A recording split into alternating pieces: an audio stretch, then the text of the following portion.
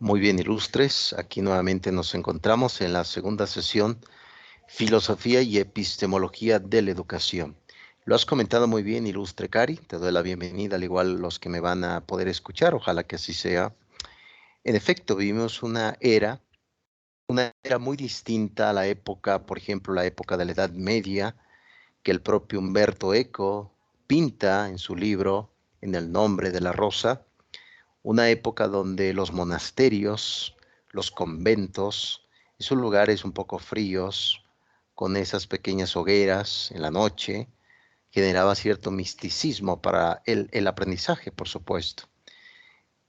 El conocimiento no llegaba a todos, la información no llegaba tan rápido como ahora la conocemos, una información tan rápido, eficaz.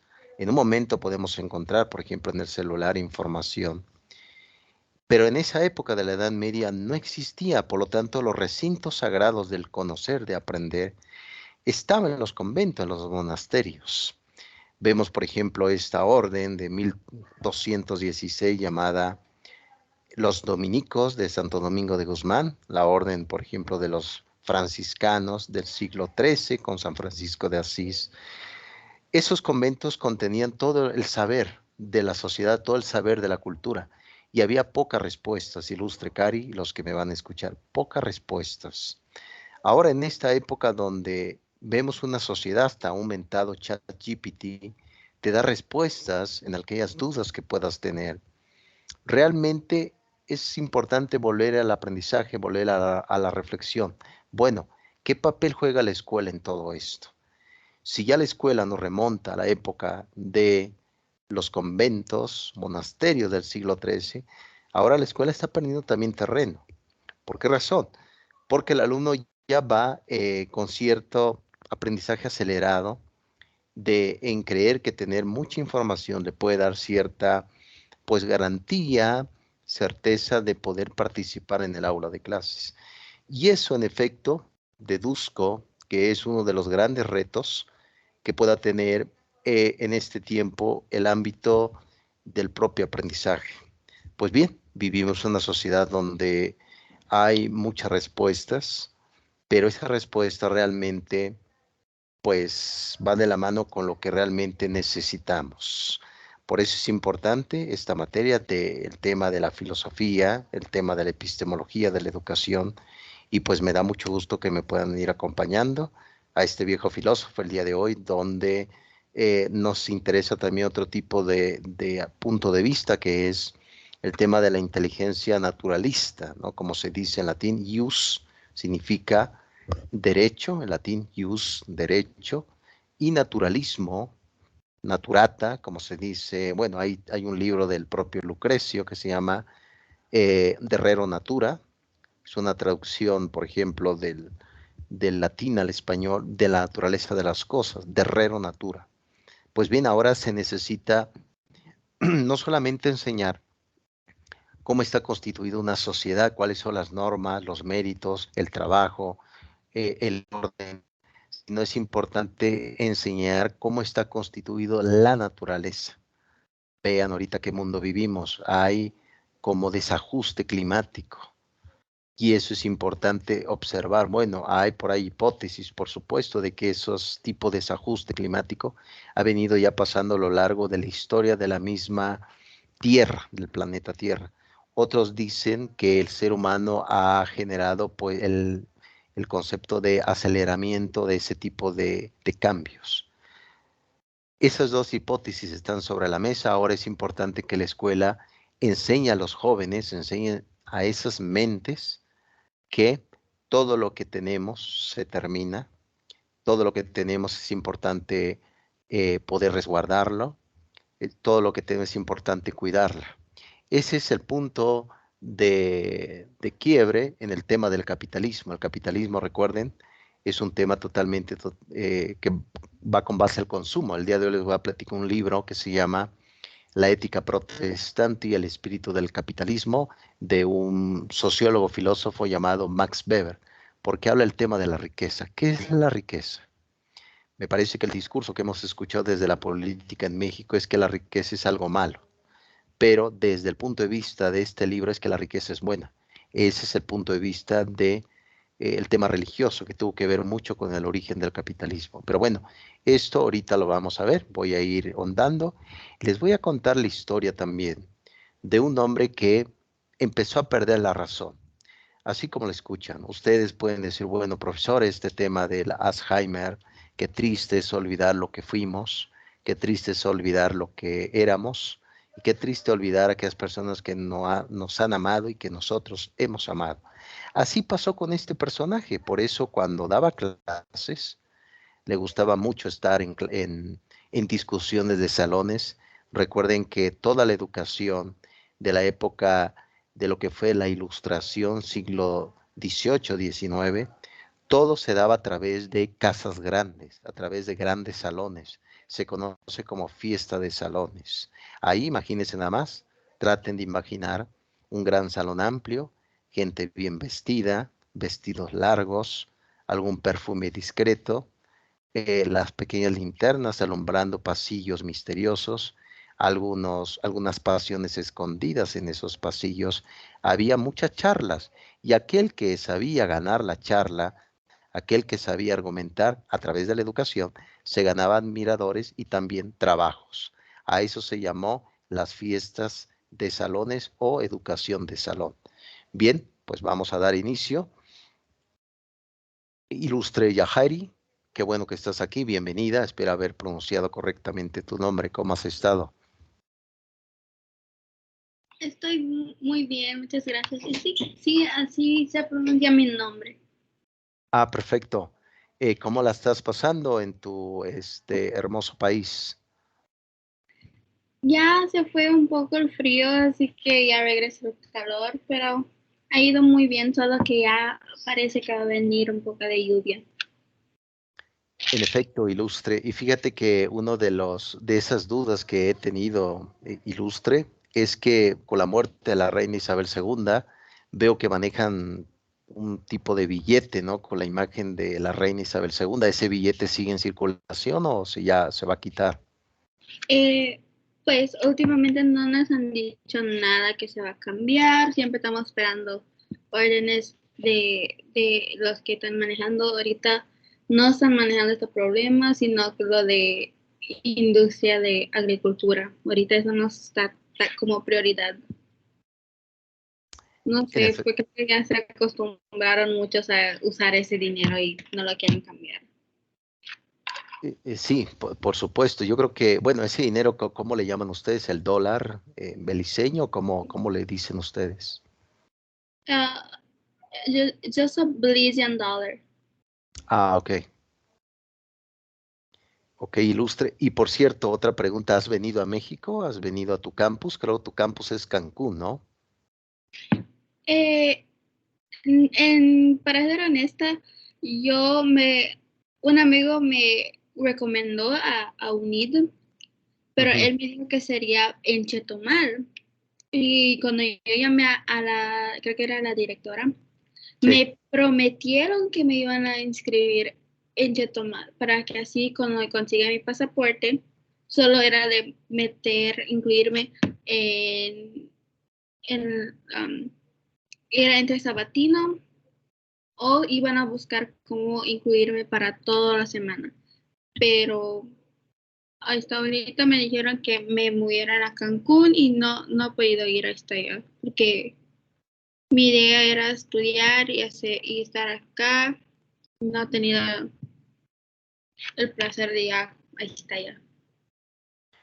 Sí, por supuesto, ilustre. De hecho, he tenido muchos compatriotas tuyos estudiando la carrera de educación. Ya hay un testamento, hay un testimonio, por supuesto. Y me imagino que una vez terminando todo, pues tu título profesional te la van a enviar por paquetería, ¿no, ilustre? Eso es una situación que así yo la interpreté, pero había Sí, una señora muy amable con una escucha que estaba estudiando en UNID, me dijo que ella hizo su maestría, pero como igual es belicenia, le sí. hicieron había una situación y que le querían que vaya a esta donde estaba registrada. So me dijo que tengo que, tengo que ver mis papeles para tratar de que cuando me gradúe sea en Chetumal para no tener que ir. no sé si la situación, si me lo podían enviar, por eso en realidad no me han comentado qué sería eso y si pregunto solamente dicen que tengo que esperar hasta entonces. Claro, ilustre, perdón por hacer un paréntesis, pero es bueno también conocerlos, cómo se expresan y todo. Y pues, sin duda alguna, Belice es un país hermoso, un país Gracias. hermano. Y qué bueno que has tomado también la confianza de poder estudiar pues, desde la educación mexicana. ¿Qué te ha parecido la educación mexicana hacia ti? ¿Sí ha cumplido sus expectativas?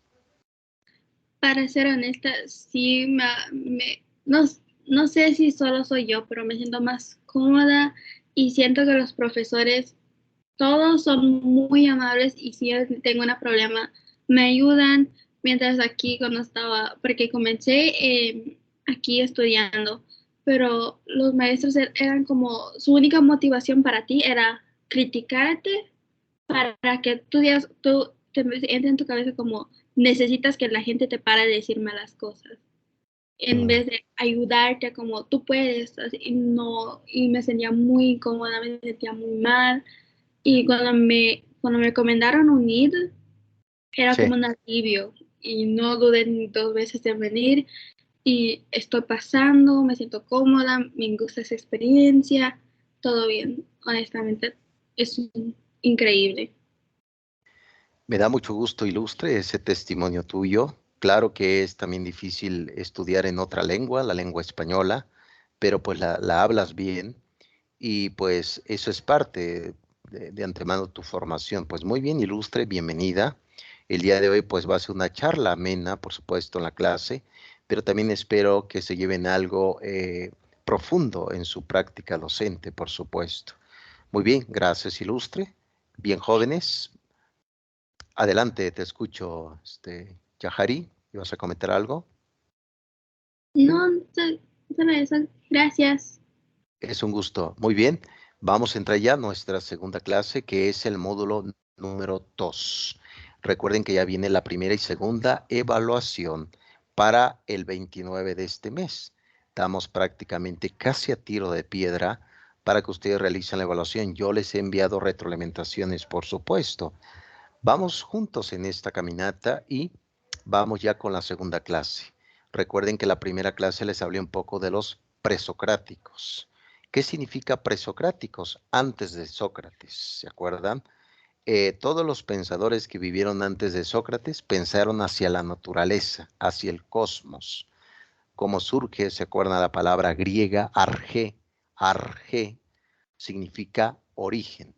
Me parece que ahora en estos tiempos donde el cambio climático es evidente, las cosas se terminan, hay como excesos también de consumo, es importante volver a la filosofía presocrática en las escuelas, preguntarnos cómo debemos de cuidar el clima, cuidar los árboles, cuidar los animales, consumir nada más lo necesario para uno mismo. Y ahorita les voy a contar la historia de una escuela llamada la escuela del Quepos. Quepos es una palabra griega que significa jardín. Quepos, jardín. Ahorita les voy a contar un poco la historia sobre el hedonismo. Bien, vamos a ver ya la segunda clase, que es en efecto enseñar y aprender, que tiene que ver con la didáctica. La palabra didáctica viene del griego clásico, didástico, que significa enseñanza y aprendizaje. Pues bien, vamos a dar inicio y aquí precisamente vienen estas preguntas que vamos a retomar el día de hoy. ¿Qué es filosofía? Recuerden que ya la vimos. El tema de la sabiduría es un tema que buscamos siempre. La única certeza que tenemos es que no sabemos nada. Eso fue la argumentación de Sócrates, ¿se acuerdan? Simplemente sé que no sé nada. Recuerden que el propio Querefonte, así se llamó, Querefonte, fue un amigo de Sócrates. Él fue al oráculo de Delfos. ¿Qué era el oráculo de Delfos? Era como el tipo Walter Mercado, versión griega. ¿Se acuerdan de Walter Mercado? Fue un hombre que pues te podía decir el futuro, ¿no? Aparentemente.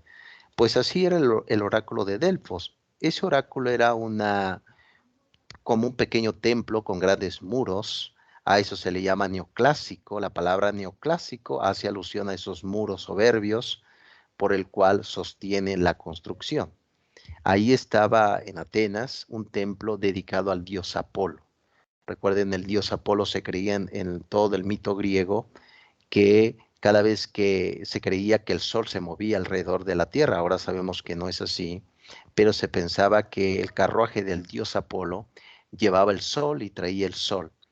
Por eso en ese templo estaba el dios Apolo. ¿Quién más estaba ahí, supuestamente, toda esta tradición? Estaban algunos sacerdotes que cuidaban el templo, lo mantenían limpio, recibían las limosnas, etc. Y había una chica, una mujer adolescente, que era donada para que ella fuera la pitonisa, es decir, la que era sido poseída por el espíritu del dios Apolo y pues les podía decir el futuro. Entonces, ese era el oráculo de Delfos, un recinto por el cual te decían el futuro. Díganme ustedes si realmente no pretendemos saber qué nos va a pasar a nosotros en el futuro. 5, 10 años, 20 años, ¿cómo seremos? Sin duda alguna hay muchas dudas sobre ese futuro. Pues bien, fue Querefonte a ese oráculo, que había por ahí algunas inscripciones afuera del templo, nada en exceso, conócete a ti mismo, el hombre es malvado, etcétera, ¿no? Fue escrito por los 7 sabios. Entonces Querefonte le hizo la pregunta a la pitonisa: quiero que me digas quién es el hombre más sabio de Grecia. Y inmediatamente, sin pensarlo, la pitonisa contestó: es Sócrates. Y Querefonte fue con Sócrates y le dijo a Sócrates: me ha dicho el oráculo que tú eres el hombre más sabio de Grecia. Y Sócrates dijo: bueno, yo no sé nada, ¿no? Es decir, es como si alguien llega: bueno, tú eres el hombre más sabio, bueno, yo no sé nada, ¿no? Entonces Sócrates, ¿qué hizo? Se fue con el político, le hizo preguntas y el político al final se dio cuenta que no sabía. El político, ¿se acuerdan? Ahora en el pasado y ahora en este tiempo, hacen saber a los demás que sí saben, que son sabios, pero en realidad no saben. Fue con el poeta, de igual forma el poeta se dio cuenta que alardeaba en decir que sí sabía, pero no sabía. Fue con el escultor, etc. Y al final de cuentas, Sócrates se dio cuenta, valga la expresión, de que el oráculo tenía razón. ¿Por qué? Porque él decía: bueno, el oráculo dice que yo soy sabio porque conozco mi ignorancia. De ahí viene esa frase: simplemente sé que no sé nada. Pues eso es la filosofía. La filosofía significa filia, amor, griego, sofía, sabiduría. Amor a la sabiduría. ¿Por qué? Porque como no tengo la sabiduría, la tengo que buscar. Por eso se llama amor a la sabiduría. Eso es lo que habíamos visto. Y a la filosofía surgió con Pitágoras, de Samos, como tal la palabra filosofía. Con Heráclito surgió el concepto de filosofar, pero el padre de la filosofía fue Tales de Mileto. ¿Se acuerdan que se cayó un pozo y una mujer se estaba riendo por ahí? Así surgió la filosofía, con un hombre que se cayó al pozo. Bien, ¿qué es episteme? ¿Qué es epistemología? La palabra epistemología proviene del griego clásico. Episteme significa conocimiento. Logía significa estudio.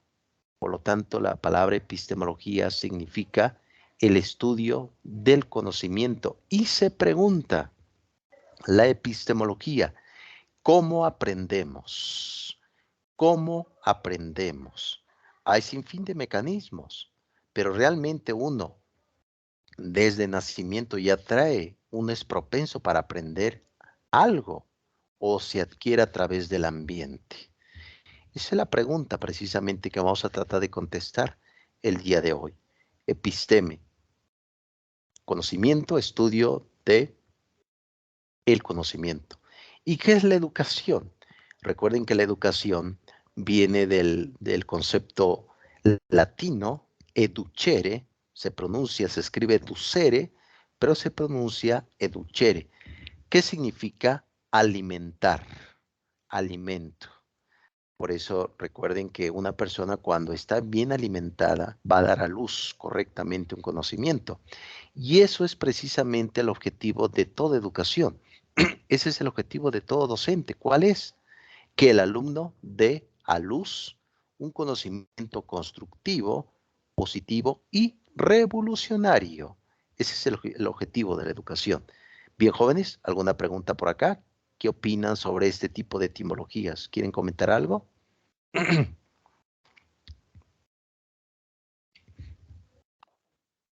No, todo está muy bien, muy interesante. Excelente, Cari, muy bien.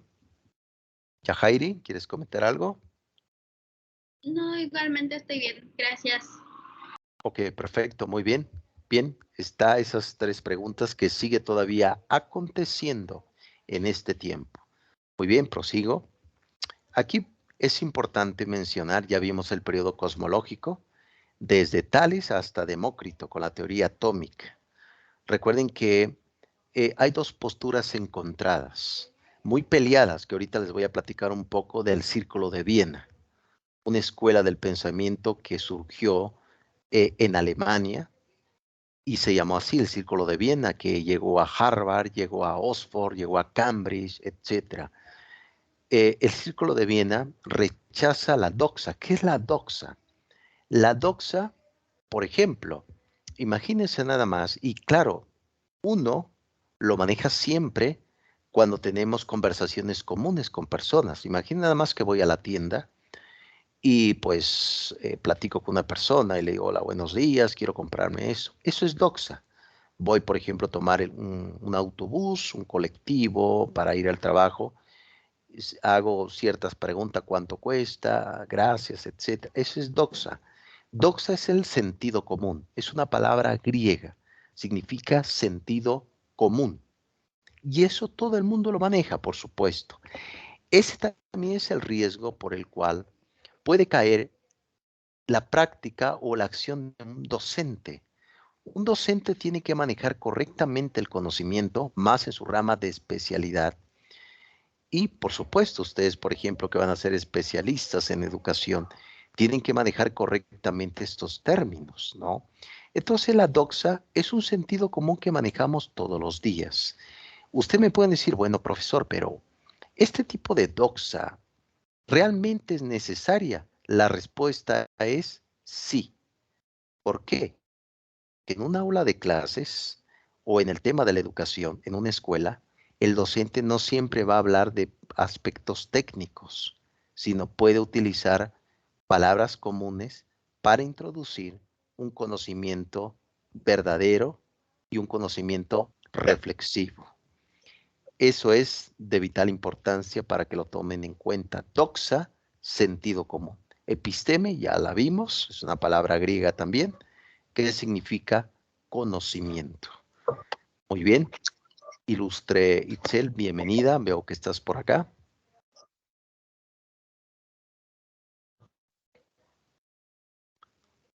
Muchas gracias.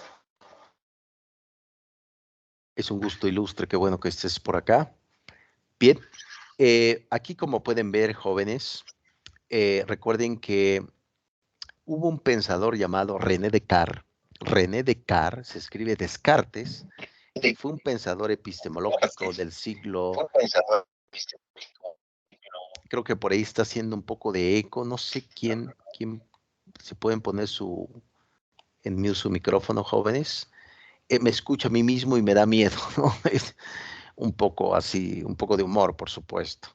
Recuerden muy bien que René Descartes, siglo XVII, filósofo, que ahorita les voy a contar un poco su historia, que lamentablemente le dio neumonía y murió terriblemente, una calentura, una fiebre terrible.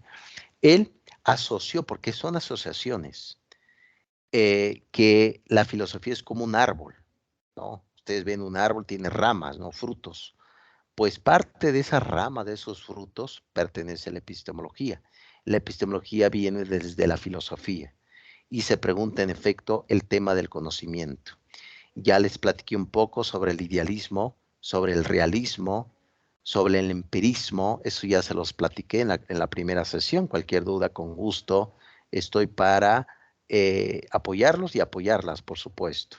Muy bien, prosigo. El día de hoy nada más estaremos una pequeña horita para que tampoco no entren tanto en grandes dificultades, por supuesto. Muy bien, les recomiendo ampliamente un libro. Y si alguien quiere ver la película y está en YouTube, la pueden ver para que reflexionen un poco el tema de la epistemología de la educación y la filosofía, por supuesto. Esta película y es un libro, por cierto, y ganó el premio Nobel, el escritor, no solamente por este libro, sino por otras investigaciones. Este autor, eh, bueno, se llamó Albert Camus. Se escribe Albert Camus, pero se pronuncia Camus. Él, pues, se desarrolla en Francia sus estudios, Albert Camus, y escribió este libro llamada El extranjero. El extranjero. La pueden ver ahí en el tema en YouTube, pueden ver la película si no quieren leer el libro, es un pequeño libro. Y ahí nos muestra Albert Camus, porque él es existencialista. Ahorita les voy a platicar qué es el existencialismo. Albert Camus toma el tema del sentido de la vida, así como lo escucha. Para Albert Camus, que fue existencialista, filósofo, él dice que las personas que quieren buscar un sentido a la vida son las personas que son las que totalmente están equivocadas, decía Albert Camus, porque él dice que la vida no tiene ningún sentido. Recuerden que eso en epistemología se llama subjetivo.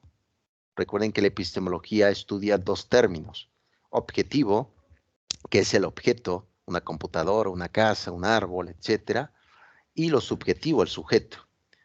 Si yo, por ejemplo, veo una piedra, esa piedra en efecto no tiene ningún sentido. Pero si yo busco en esa piedra a lo mejor una actividad que me ayude a enseñar a otros, puede tomar un sentido. Albert Camus es muy subjetivo en este aspecto. Él dice que la vida no tiene sentido, pero bueno, si uno busca esos momentos de conversación con amigos, con seres queridos, unas buenas vacaciones, el estudio muy socrático, por supuesto, se le da un sentido a la existencia. Eso es lo que comentaba Albert Camus en el tema del extranjero. Es un libro fantástico, yo ya lo leí, y por el cual vemos controversias sin fin de aspectos que pues uno puede decir, bueno, profesor, pero ¿cómo? Eso es en efecto lo que puede llevar a cabo el tema del existencialismo. ¿Quién fundó el existencialismo? Hubo un filósofo, me remonto un poco más atrás, este es el siglo XX, del siglo XIX, llamado Søren Kierkegaard. Muy complicado el apellido, ¿no? Søren Kierkegaard. Él fue danés, él nació en Copenhague, una localidad pequeña, allí en Holanda, Copenhague, él fue holandés. Él tenía por ahí dificultades físicas, tenía problemas corporales, físicos, etcétera. Murieron varios de sus hermanos. Él pertenecía a una rama de los luteranos, una rama un poco así severa con el tema de la sexualidad. Søren Kierkegaard amó a una chica llamada Regina Olsen, pero Søren pues la regañó en público y la chica pues se enojó mucho con él y terminaron esa relación y ella se casó con su amigo. Es muy de telenovela, ¿no? Søren Kierkegaard, si alguien quiere leer por ahí el tema sobre el existencialismo, está Diario de un seductor, cosa que Søren fue muy tímido con las mujeres, pero así le tituló a su libro, Diario de un seductor, Temor y temblor. Y claro, no le llamó su libro como él se llamaba, sino Johann del Silencio. Era como sobrenombres que le ponía a sus obras.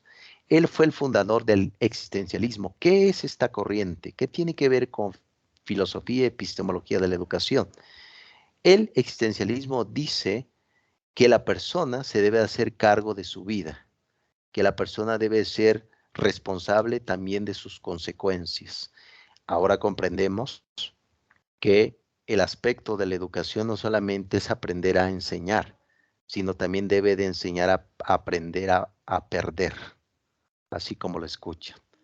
La vida no está constituida por aspectos positivos, que quisiéramos siempre un triunfo, que quisiéramos que yo, siendo docente, las clases sean fantásticas siempre, que quisiera uno, ustedes como estudiante, tener siempre 10, tener lo mejor.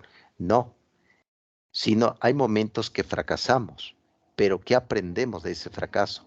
A eso le llamamos el existencialismo.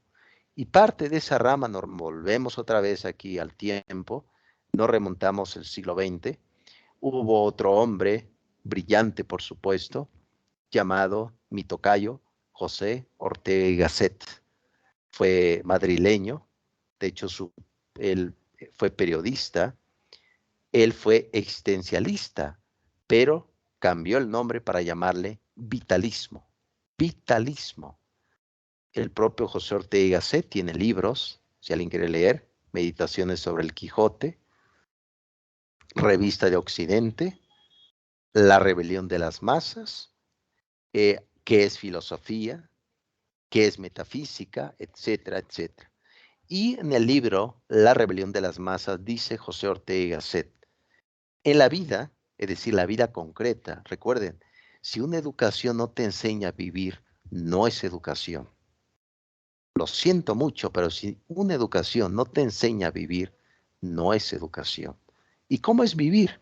Trabajar, amar, saborear la existencia, comer bien, vivir, estar dentro de una democracia. Eso es vivir. Ustedes van a sacar sus conclusiones, por supuesto.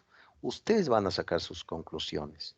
José Ortega C. en La rebelión de las masas dice que en la vida existe dos entidades. Una, circunstancias. Dos, decisiones. Ustedes no eligieron vivir en el mundo. Ustedes no eligieron en qué familia nacer. Lo que sí podemos elegir es cómo vivir en el mundo. El mundo es las circunstancias donde van a llevar a cabo su vida, su acción, su trabajo, su pensamiento, sus reflexiones. Siempre recuerden esto, siempre tenemos que tomar decisiones, siempre, en cada momento, decisiones. ¿En qué momento me voy a dormir? ¿Voy a ver el día de hoy una película o haré la evaluación de epistemología?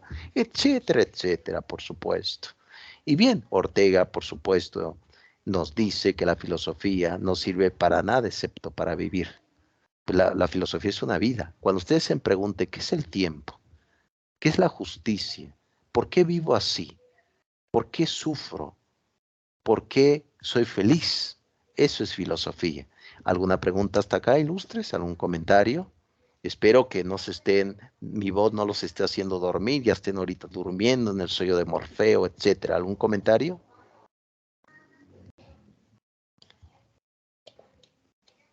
No, todo muy interesante. Y sí es muy importante eso que dice, de que una simple pregunta nos hace hacer este tipo de filosofía, ¿verdad? El por qué me siento así. O sea, ¿cuántas veces no nos hemos preguntado el por qué estoy triste, el por qué no puedo hacer esto, esa frustración que nos entra? Claro, ilustre, Cari, no sé en qué momento, claro, por ejemplo, el día de hoy, ¿qué te preguntaste, Cari? ¿Alguna pregunta que te hiciste?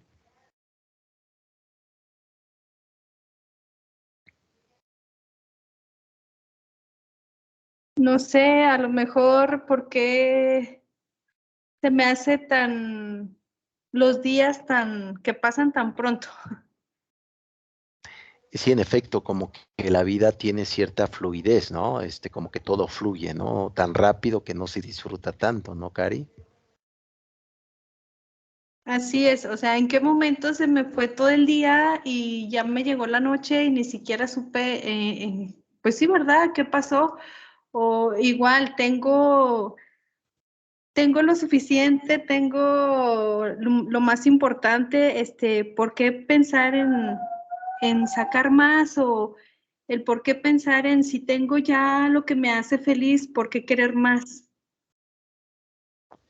Claro, fíjate que curioso, Cari, haces una excelente reflexión filosófica, muy profunda, por cierto, déjame decirte, y estás citando, fíjate, curioso, estás citando a un filósofo que lo ubicamos en el siglo IV antes de Cristo. Él fundó una escuela llamada el Quepos, así como se escucha, Quepos, con K, Quepos. Significa del griego traducido al español, jardín. Quepos, jardín. Epicuro se llamó este pensador Epicuro. Él fue el fundador de una corriente llamada hedonista, hedonismo. Se ha malinterpretado a este profesor epistemológico, un poco mal, pero Epicuro tenía razón. Dice Epicuro, si tengo que comer, si tengo trabajo, si vivo con lo necesario, ¿para qué busco más? Si vivo con lo necesario, ¿para qué busco más? Y de ahí, en efecto, viene esa palabra griega que se dice ataraxia. Es una palabra griega. Ataraxia, con X. Ataraxia significa ausencia de perturbación. Es decir, si yo vivo, por ejemplo, con una persona y me causa sufrimiento, pues no es felicidad. Si, por ejemplo, tengo un trabajo y vivo infeliz, no es felicidad. Y curioso, aquí ya en esta sesión número 2 se va a hablar sobre el tema de las emociones, el tema de la eudaimonía, como se dice en griego, felicidad, y cosas así. Entonces, ¿qué razón tenía Epicuro, no lo creen?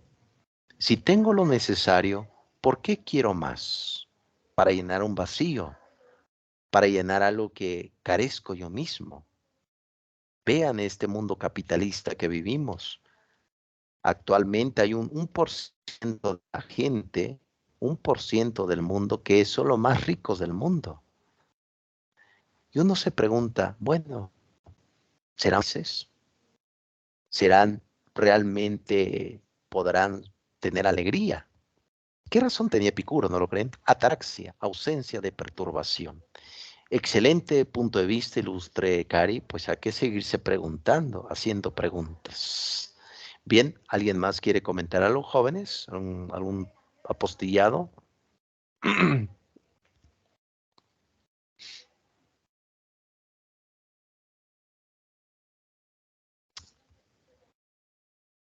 Muy bien. Prosigo, jóvenes, porque el tiempo se va terminando, también ya vamos finalizando. Bien, aquí precisamente viene el tema de lo que sentimos. A veces, no sé si les ha pasado, algo del cuerpo, pero no es físico. Recuerden que la palabra angustia proviene del griego clásico que significa angosto, apretado.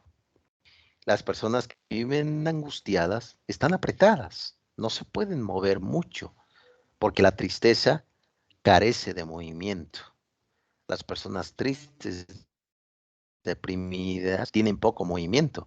Recuerden que comentó este profesor medieval del siglo XIII llamado Santo Tomás de Aquino. Él llegó a decir en uno de sus libros, llamada La Suma Teológica, llegó a decir que todo movimiento es consecuentemente vida. Pues cuando una persona es alegre, feliz, anda en movimiento, porque la vida se mueve, la vida es movimiento, acción, templanza, etc. Por eso vivan. Es decir, recuerden esto, vivir no es hacer mucho, vivir es hacer lo correcto en el momento preciso. Eso es vivir, por supuesto. Si alguien diga, bueno, el día de hoy voy a ver una buena película con los seres queridos, a ver, venga. Eso es vivir, por supuesto. O alguien diga, bueno, pero eso voy a comer una buena torta del pastor, una buena torta al pastor, etcétera. Ah, perfecto, ¿no? Es decir, a veces se cree que hacer mucho es vivir y no es así. No se les olvide, jóvenes, no se les olvide. Muy bien comentó Daniel Goleman sobre el tema de las emociones. Él le llamó pacificadores emocionales. Y aquí, curiosamente, ustedes lo van a ver con la psicología positiva, ¿no? Es decir, inyectarle un punto de vista, reflexionar, pensar la vida, pero vivirla. No olvidar vivir, No se les olvide. No se les olvide, curiosamente, el hacer. Y hablando de hacer, viene una palabra griega, poiesis, se pronuncia poiesis. Significa creación, realización. Eso es lo que significa poiesis. El ser humano siempre se está haciendo. Nosotros, los seres humanos, estamos haciendo constantemente. Y no quiero caer en la ideología del género, en decir que somos producto de la cultura. Sí, en la educación, no en la biología, por supuesto. No estamos haciendo el concepto de la poiesis, creación, poiesis. No se les olvide, si alguien dice, o por ejemplo pueden preguntar a Itchel, ¿qué estás haciendo hoy? Estoy haciendo poiesis. ¿Qué es eso? Me estoy haciendo a mí misma. No es posible. Pero ¿cómo dices esto? ¿Cómo? ¿Qué significa? Poiesis, ¿no? ¿Vamos bien hasta acá? Perfecto, muy bien. Prosigo, jóvenes. Y de antemano me da gusto realmente que estén aquí, que estén con este viejo filósofo, ¿no? Espero que vayan captando el concepto de las ideas. Bien, aquí, curiosamente, retomo un poco el concepto de Platón. Recuerden que Platón fue el iniciador del idealismo. Ya les platiqué un poco el idealismo, que la mente hace la realidad. La mente hace la realidad. Es como comentó el obispo George Berkeley, un filósofo idealista del siglo XVIII. George Berkeley llegó a decir que las cosas desaparecen cuando yo no estoy ahí. Por ejemplo, imagínate a más ilustre Yajairi, cuando te vas a tu trabajo, pues no está tu casa ahí. ¿Qué diría George Berkeley? Que tu casa desapareció. Cuando vuelves a tu casa, vuelve a aparecer. Eso realmente es idealismo, que la mente es producto, la mente produce la realidad, no aprende de la realidad, como lo vimos con Aristóteles. Por lo tanto, Platón decía que no venimos al mundo a aprender, venimos a recordar. Y ahí está su famosa frase, lo pongo entrecomillado porque no es mía. Dice Platón lo siguiente: cuando nací, lo sabía todo. En cuanto fui creciendo, lo olvidé. Eso es la médula espinal del propio Platón. Y claro, el mundo sensible para Platón era puras copias, puras sombras, como el mito de la caverna. Y el mundo inteligible es el mundo de las ideas. Aquí el problema es dónde demonios están las ideas, ¿no? Platón decía que estaba precisamente en la Neanoeia, etcétera, pero ¿cuál es ese mundo? ¿No? Lo único que vemos son cosas concretas, un vaso, una silla, etcétera. Son cosas concretas, por supuesto. Pero bueno, eso es precisamente lo que ha comentado. Bien, prosigo. Bien. Y claro está que ya vimos esta gira. Esta gira es una localidad cercana de Macedonia. Ahí es donde nació el propio Aristóteles, ya le platiqué la historia. Y Aristóteles decía que la fuente del conocimiento proviene de la experiencia, del tacto, de la vista, de los acontecimientos que vivimos.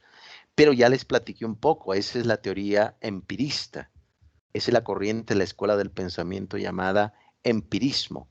La cuestión es que los sentidos nos engañan. Hagan la prueba. Yo luego, aquí, por ejemplo, en su humilde casa, tenemos por aquí unas perritas, mi esposa tiene 2 perritas, es nuestras mascotitas, y aquí donde vivimos, pues hay muchos perros también, perros callejeros, lamentablemente.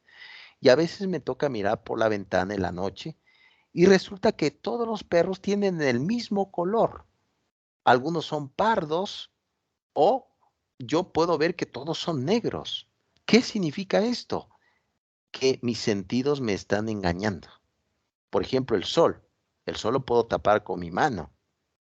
¿Qué significa esto? Que mis sentidos también me pueden estar distorsionando qué es la realidad.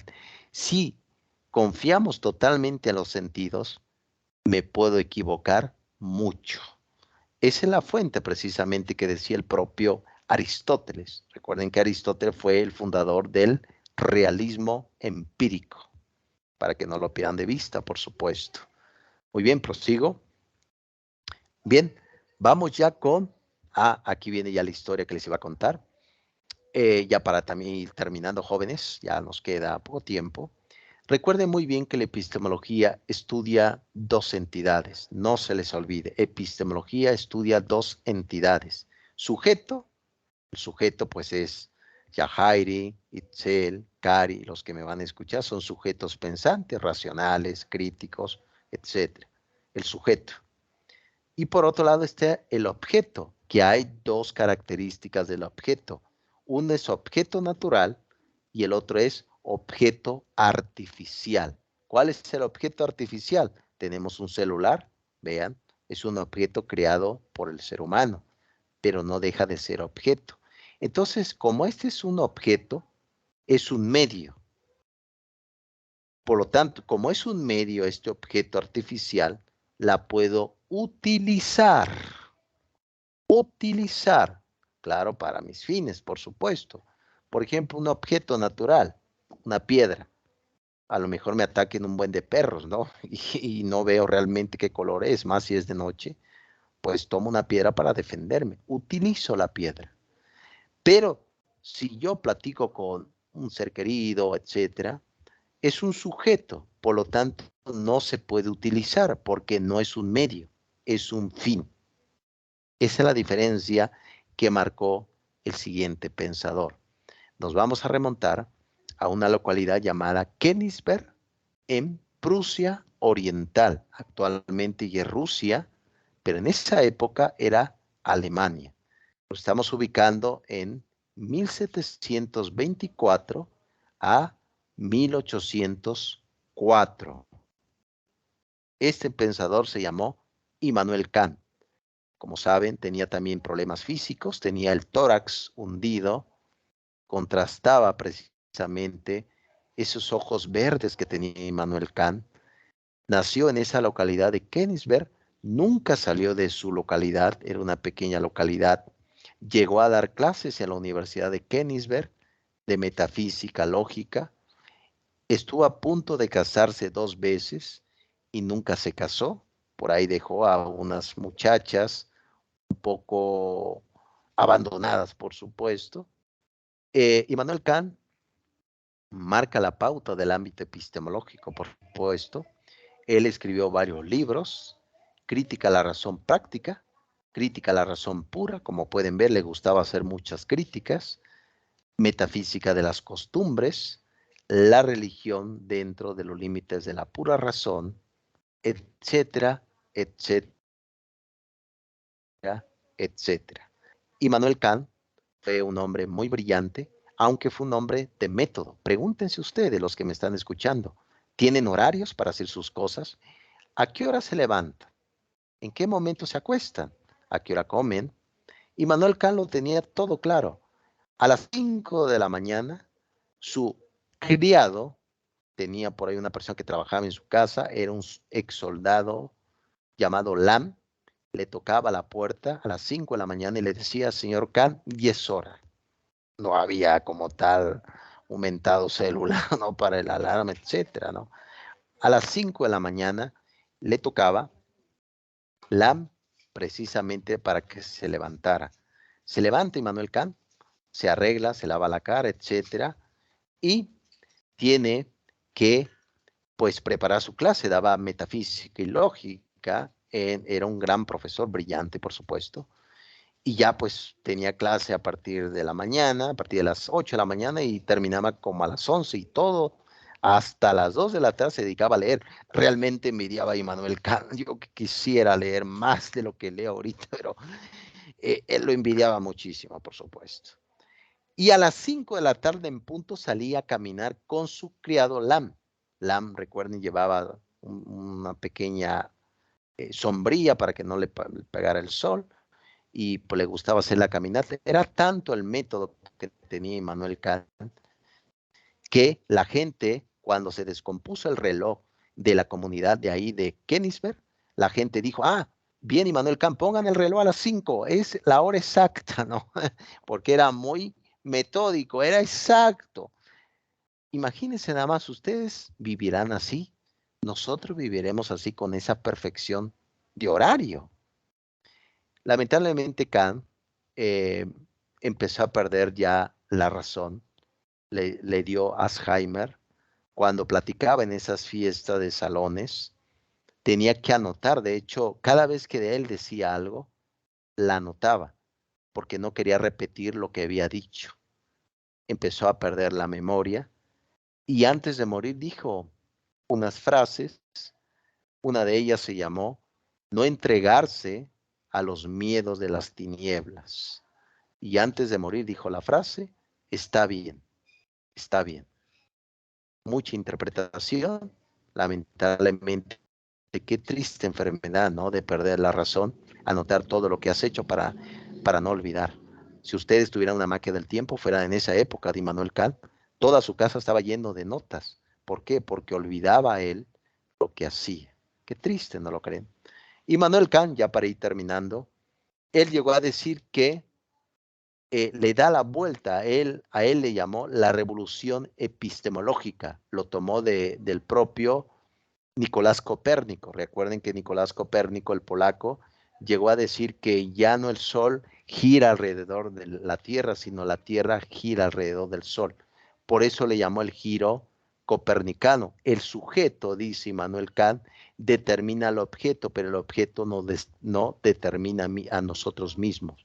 Por ejemplo, ¿cuál es el objeto? Una escuela.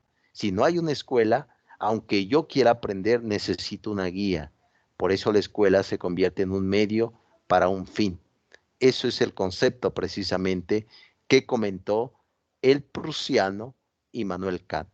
Muy bien, más adelante les voy a platicar un poco sobre el tema de la escuela de Frankfurt con Theodor Adorno. Aquí está Theodor Adorno más Horkheimer, es un condiscípulo más Horkheimer, la escuela de Oxford. Luego les voy a platicar un poco de Karl Popper, Sir Karl Raymond Popper, un profesor inglés que por ahí tiene libros. Bueno, el concepto de la sociedad abierta y sus enemigos, etcétera. Por ahí tiene varios libros muy interesantes del propio Karl Popper, la teoría del marco común, etcétera, etcétera. Y aquí tenemos ya el resumen de lo que va a ser la evaluación 3, que todavía este 29 no va a ser la 1 y la 2, pero para que ustedes la tengan fija y también presente. Muy bien, ilustre. Ahora sí, quiero escucharlas. ¿Qué se llevan del día de hoy? Como lo vieron, el tema de la epistemología o el tema del propio Immanuel Kant, que perdió la razón. ¿Cómo lo ven todo esto, ilustres?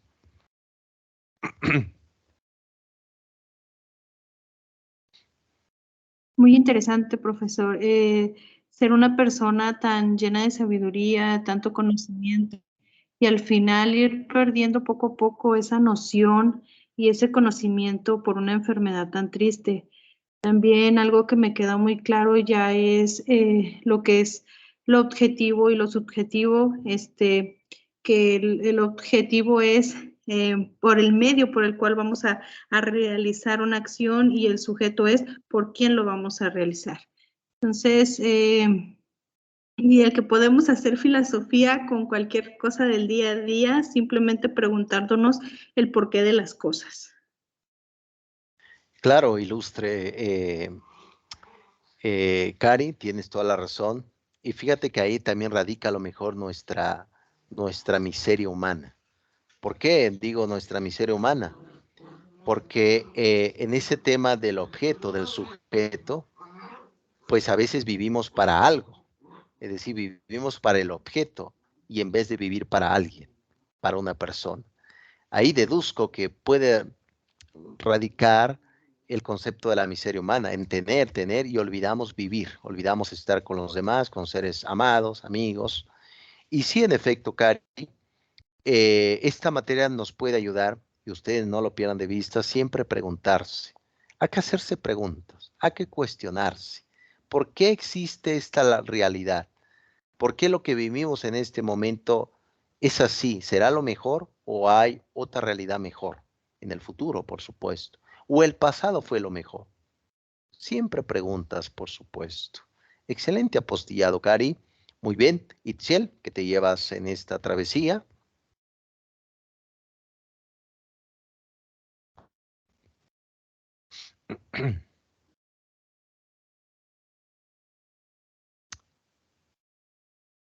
Muy bien, mientras Itzel va por ahí abriendo su micrófono. Yajairi, te escuchamos.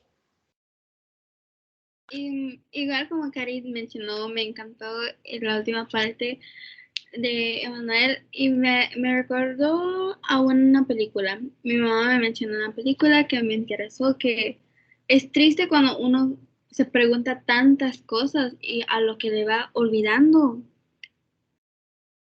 Uno ya no sabe cómo responder. Si ya respondió algo, después se le olvida y luego lo pueda pensar y solo imaginar cuánto tiempo fue él solo en en su mente, cuántas cosas fueron, cuántas preguntas tuvieron y estando tan ido, pero siendo tan inteligente para contestarse, ese método solo fue como, me hubiera gustado por lo menos ver cómo hacía las cosas, cómo lograba estar, no sé, organizado para no perder la mente tan rápido. O si lo hizo, suena muy interesante, me capturó mucho como en el sentido de a qué llegó a nuestro mundo, por qué existe esa enfermedad para comenzar y cómo gente como él lidia con eso. Claro, ilustre Yajairi, es muy triste olvidar lo que somos, lo que fuimos y lo que seremos también. Es muy triste, por supuesto, y es aquí donde la memoria, recuerden que la palabra monumento significa en griego, claro, también en latín, memoria, ¿no? Por eso el monumento intelectual que ustedes tienen, que van construyendo, nos mantiene en el presente. Ojalá realmente, ojalá toque madera por ahí, como se dice desde México, toque madera. Ojalá que no nos toque ese tipo de enfermedad triste, que olvidar realmente lo que fuimos, ese gran peso intelectual que vamos construyendo. Pero bueno, es importante también cultivar el espíritu, es importante estimular la mente, el cerebro. Hay que leer mucho, ilustres, hay que leer mucho, que estoy seguro que sí la hacen y la realizan. Muy bien, jóvenes, me despido mucho, nos veremos la siguiente semana. Vayan trabajando, por favor, vayan trabajando en las evaluaciones. Cualquier duda, yo estaré al pendiente. Bye, bye, jóvenes. Buenas noches. Buenas noches. Bye, bye. Buenas noches, profesor, gracias. Hasta pronto, bye, bye.